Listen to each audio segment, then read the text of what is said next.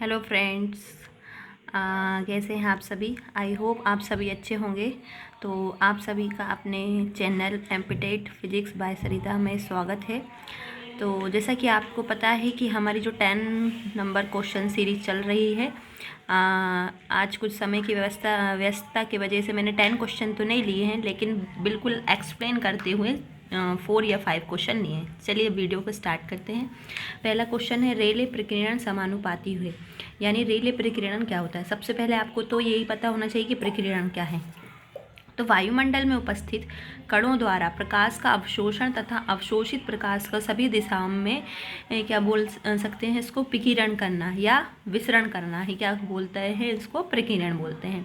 अब इससे संबंधित रेले ने 2 नियम दिए थे, जिसमें से पहला मैंने लिखा है कि अगर माध्यम के कण, जो माध्यम इस प्रकाश को अवशोषित कर रहे हैं, अगर वो कणों की साइज क्या हो, प्रकाश की तरंगदैर्घ्य से छोटी हो, तब आई जो होता है यानी intensity of light is inversely proportional to 1/λ4। यानी इसका जो आंसर होगा वो ऑप्शन नंबर ए सही होगा। ठीक है, आई होप्स आपको समझ में आया होगा। अब दूसरा उन्होंने इसी में ही पॉइंट बोला था कि जिस रंग की तरंगदैर्घ्य कम होगी, है ना, जिस रंग की तरंगदैर्घ्य जितनी कम होगी, विकिरण क्या होगा, उतना ही अधिक होगा। विकिरण क्या होगा, उतना ही अधिक होगा। आई होप आपको ये समझ में आया होगा। अगर आपको ये समझ में आया तो आप मुझे बताइए कि किस रंग की तरंगदैर्घ्य सबसे ज़्यादा होती है और किस रंग की सबसे कम। जो आपका इंद्रधनुष में जो विवग्योर है, विवग्योर में किस रंग की तरंगदैर्घ्य सबसे ज़्यादा होती है और किसकी कम। चलिए नेक्स्ट क्वेश्चन पे बढ़ते हैं। निम्न में से कौन सी विद्युत चुम्बकीय तरंगें नहीं हैं। अब देखिए, आपको ये दिख रहा होगा, मैंने एक मिनिमोनिक फॉर्म में इसको याद रखा है। मैंने भी ऐसे ही याद रखा है, इसलिए आपको मैंने वैसे ही दिखाया है। रेडियो तरंगे, सूक्ष्म तरंगे, अवरक्त तरंगे, दृश्य तरंगे, परावैगनी तरंगे, एक्स तरंगे, गामा तरंगे, है ना। तो इसमें विद्युत चुम्बकीय तरंगे कौन सी नहीं हुई, अल्ट्रासोनिक।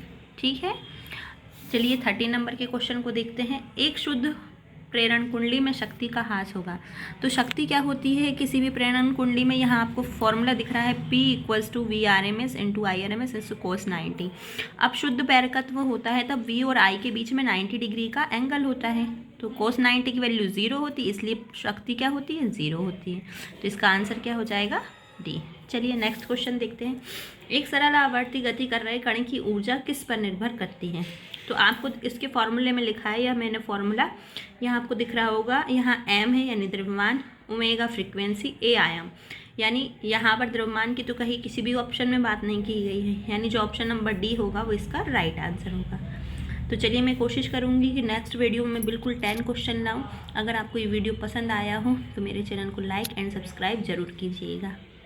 और ये सभी के लिए इम्पोर्टेंट है, चाहे वो आप किसी भी एग्ज़ाम या क्लास 12 की तैयारी कर रहे हो, क्लास 11 की, या किसी भी एम्पिटेट ग्रेड 1, ग्रेड 2, ग्रेड 3, क्योंकि अब तो ग्रेड 2 में भी फिजिक्स पूछे जाने लगी। ये सभी के लिए इम्पोर्टेंट है। तो अपनी तैयारी करते रहिएगा और मेरे वीडियोस को ज़रूर वॉच कीजिएगा।